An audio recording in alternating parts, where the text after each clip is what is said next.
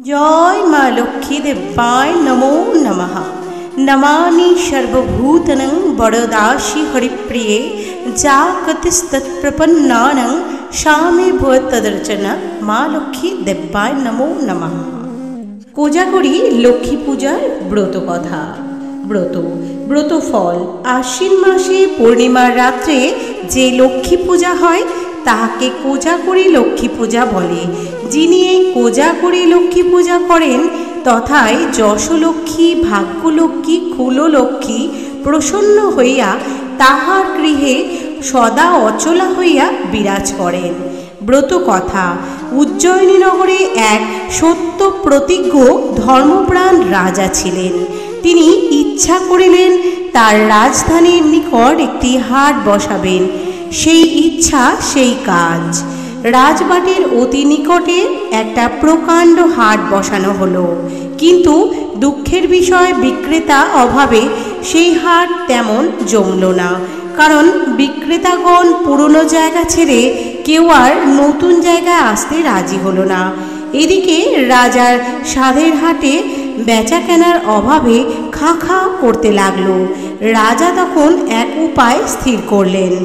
তিনি তার রাজ্যে সব জায়গায় ঘোষণা করে দিলেন যে আমার হাটে যে কোনো বিক্রেতা তার দোকান নিয়ে আসবে তাকে কোনো দাম দিতে হবে না। অধিকন্তু দিবাবসানে যার যে দ্রব্য অবিক্রিত থাকবে রাজা উপযুক্ত দাম দিয়ে সেই দ্রব্য কিনে নেবেন। এইভাবে ঘোষণার পর তিনি অল্প দিনের মধ্যেই নানা দেশের নানা লোক নানা দ্রব্য সামগ্রী নিয়ে সেই হাটে বিক্রি করতে এলো। বিক্রেতার আগমনে বহু ক্রেতাও জুটতে লাগলো। এইভাবে ক্রমশ হাটটি বেশ জেগে উঠল। রাজাও প্রতিদিন সন্ধ্যাকালে যার যে কোনো মাল অবিক্রিত থাকতো তা দাম নিয়ে কিনে নিতেন। এইভাবে কিছুদিন যায়। একদিন এক কামার লোহার একটি অলক্ষ্মী মূর্তি হাটে বিক্রি করতে এলো। দিব্যি প্রায় দিব অবসান, তথাপি সেই মূর্তি কেহ ক্রয় করলে না। রাজার প্রতিজ্ঞা মতো যথা সময়ে উচিত মূল্য দিয়ে সেটা কিনে রাজবাটিতে পাঠিয়ে দিলেন। তাই দেখে ভারী বিপদে আশঙ্কায় রাজবাটির সকলে মহা চিন্তিত হয়ে পড়ল। এইভাবে কয়েকদিন গত হলো। একদিন রাজা রাজকার্য সেরে রাতের বেলায় ঘুমিয়ে পড়লেন। অর্ধেক রাত্রে হঠাৎ একটি কান্নার শব্দে তার ঘুম ভেঙে গেল। তিনি শয্যা থেকে উঠে বাইরে এলেন। তারপর কান্নার স্বর লক্ষ্য করে যেতে যেতে দেখলেন ঠাকুর ঘরে বসে বাগানে হাত রেখে একটি পরমা সুন্দরী কন্যা কাঁদছে। রাজা তখন তাকে জিজ্ঞেস করলেন, মা আপনি কে আর কাঁদছেনই বা কেন? কন্যা বললেন, মহারাজ আমি আপনার রাজলক্ষ্মী। অনেকদিন আপনার গৃহে পরম শান্তিতে আছি, কিন্তু আর থাকতে পারলাম না। আজই এই যে রাজপ্রাসাদ থেকে বিদায় হব, সেই দুঃখে আমি কাঁদছি। রাজা জিজ্ঞেস করলেন, মা সন্তানকে ত্যাগ করলেন কেন? অপরাধ কি? রাজলক্ষ্মী বললেন, মহারাজ আপনি অলক্ষ্মী লৌহ মূর্তি ঘরে এনেছেন। আমি কি রূপে এই পুরীতে আর বাস করি? রাজা বললেন, মা আমি তো কিছু অন্যায় কাজ করিনি, সত্য রক্ষা করেছি মাত্র। তাতে যদি আপনি আমায় ত্যাগ করে চলে যান আমি নাচার। দেখতে দেখতে রাজলক্ষ্মী অন্তর্হিত হলেন। রাজার দুঃখের সীমা রইল না। সেদিন রাত্রে রাজার আর ঘুম হলো না। ভাবনায় ভাবনায় রাত গত হলো। পরদিন রাতে রাজা আবার কান্নার শব্দ পেলেন। বিছানা থেকে উঠে গিয়ে দেখলেন একটি দিব্য মূর্তি কন্যা রাজপুরী থেকে বেরিয়ে যাচ্ছেন। রাজা তার সামনে গিয়ে জিজ্ঞাসা করলেন, মা আপনি কে? কন্যা বললেন, আমি আপনার ভাগ্যলক্ষ্মী।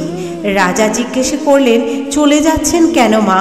ভাগ্যলক্ষ্মী বললেন, আপনি অলক্ষ্মী ঘরে এনেছেন, তাই আমি আপনার গৃহে থাকতে পারবো না। এই কথা বলে ভাগ্যলক্ষ্মী সেখান থেকে চলে গেলেন। আর রাজা অধবদনে দুঃখিত মনে দাঁড়িয়ে থাকলেন। পুনরায় রাজা দেখলেন আরও একটি রূপ যৌবনবতী কন্যা রাজঅন্তপুর থেকে কাঁদতে কাঁদতে বার হয়ে চলে যাচ্ছেন। রাজা তার সামনে গিয়ে জিজ্ঞাসা করলেন, মা, আপনি কে? কি জন্য বা রাজপুরী থেকে চলে যাচ্ছেন? কন্যা বললেন, আমি আপনার যশোলক্ষ্মী। যেখানে অলক্ষ্মীর অধিষ্ঠান সেখানে থাকা আমার একদমই উচিত নয়। এই কথা বলে যশোলক্ষ্মী সেখান থেকে বিদায় নিলেন। রাজার অন্তর বিষাদ কালিমায় পূর্ণ হলো। কি আর করবেন? রাজা কিছু স্থির করতে পারলেন না। মনের দুঃখে সেই দিন সেই রাত পার হলো। পরদিন আবার সন্ধ্যাকালে রাজা দেখলেন একটি দিব্যমূর্তি কন্যা আর এক রূপবান পুরুষ রাজপুরী থেকে বেরিয়ে যাচ্ছেন। রাজা সামনে গিয়ে তাদের পরিচয় ও চলে যাবার কারণ জিজ্ঞাসা করলেন। কন্যা বললেন, আমি আপনার কুললক্ষ্মী এবং এই পুরুষ প্রবর স্বয়ং ধর্ম। অলক্ষ্মী গৃহে রাখাতে আমরা আপনাকে ছেড়ে যাচ্ছি। তখন রাজা ধর্মকে সম্বোধন করে বললেন, ধর্মরাজ, আমি সত্য ধর্ম প্রতিজ্ঞাবদ্ধ ছিলাম। আমার হাটে যার যে দ্রব্য বিকৃত হবে না তা আমি কিনে নেব। এই ধর্ম রক্ষার জন্য আমি অলক্ষ্মী কিনে ঘরে রেখেছি। রাজলক্ষ্মী, ভাগ্যলক্ষ্মী এবং কুললক্ষ্মী এরা আমাকে ত্যাগ করতে পারেন, কিন্তু আপনি পরিত্যাগ করে যেতে পারেন না ধর্মরাজ। আপনার মর্যাদা আমি এখনও নষ্ট করিনি, আজীবন রক্ষা করে এসেছি। কুললক্ষ্মী চলে গেলেন, কিন্তু ধর্ম আর যেতে পারলেন না। তিনি আবার পুরীর মধ্যে প্রবেশ করলেন। রাজা অবস্থা দিন দিন শোচনীয় হতে লাগল। অর্থাভাব যত দূর ঘটতে পারে তা ঘটল। দেখে শুনে ধর্ম আর নিশ্চিত হয়ে থাকতে পারলেন না। স্বপ্নযোগে রাজাকে বললেন, শুনো হে নরপতি আমার বচন, প্রতিদিন দৈন্য ঘটিছে যখন, আমার সেবক হয়ে কষ্ট পাবে তুমি, কেমনে দেখিব বলো এ সকল আমি। কোজাগরী লক্ষ্মী পূজা করো অতঃপর, পূর্বের সুখ ঐশ্বর্য হবে অচিরে তোমার। আশ্বিনে পূর্ণিমা হয় নিশি কোজাগরী, পিটুল বৃত রং দিতে লক্ষ্মী মূর্তি গড়ি।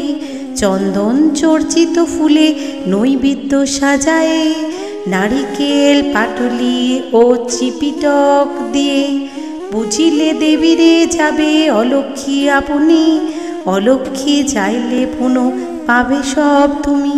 রাজা রানীকে স্বপ্নের কথা সব বললেন। লক্ষ্মীব্রত করতে রানীর ইচ্ছা হলো। শুভযোগ উপস্থিত হলো। আজ আশ্বিন মাসের পূর্ণিমা তিথি। এই তিথির নামই কোজাগরী পূর্ণিমা। এই দিন প্রত্যুষে লক্ষ্মী দেবীর পূজা করতে হয়। কুল পুরোহিত এলো। যথা নিয়মে ভক্তি সহকারে রানী পূজা করলেন। তারপর লক্ষ্মীর প্রসাদ চিড়ে, নারিকেল ও ডাবের জল কিঞ্চিত গ্রহণ করে জাগরণে সে রাত্রি অতিবাহিত করলেন। ব্রতের প্রাসাদে রাজার অদৃষ্ট আবার প্রসন্ন হল। অলক্ষ্মীর মনে দুঃখের বনে চলে গেলেন। রাজা বিস্ময়ে হতবাক হয়ে চারিদিকে নেত্রপাত করতে লাগলেন। এমন সময় ধর্ম রাজার কাছে এসে বললেন, মহারাজ, বিস্ময়ের তো কোনো ধারণা নাই, কোনো কারণ নেই। কোজাগরী লক্ষ্মীব্রত করেছেন, এর ফলে আপনার পূর্ব সুখের উদয় হল। তখন রাজা ধর্মের চরণে ভূমিষ্ঠ হয়ে প্রণাম করলেন। আর সেই থেকে পৃথিবীতে কোজাগরী ব্রতের প্রচার হলো।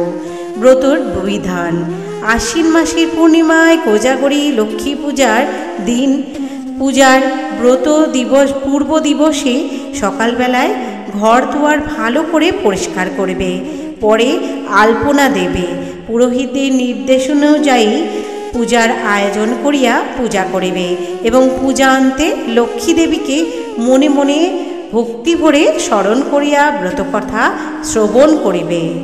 রাত্রে মায়ের প্রসাদ চিড়ে, নারকেল, তালের আটি ফোঁপড় ও পূজার ফলমূলাদি খাইয়া সারা রাত জাগরণ করতে হয়। সাধ্যমতো কুটিকত ব্রাহ্মণদের ভোজন করাইয়া দক্ষিণা দেবে। ব্রতের উপাচার: ফুল, দূর্বা, তুলসী, ফুলের মালা, শ্বেতচন্দন, আতপ চাল, নানা প্রকার ফল, মিষ্টি, চিরা, নারকেল, তালের প্রপুর। অতঃপর কোজাগরীর ব্রত, লক্ষ্মী ব্রত সমাপ্ত হইল। জয় মা লক্ষ্মী।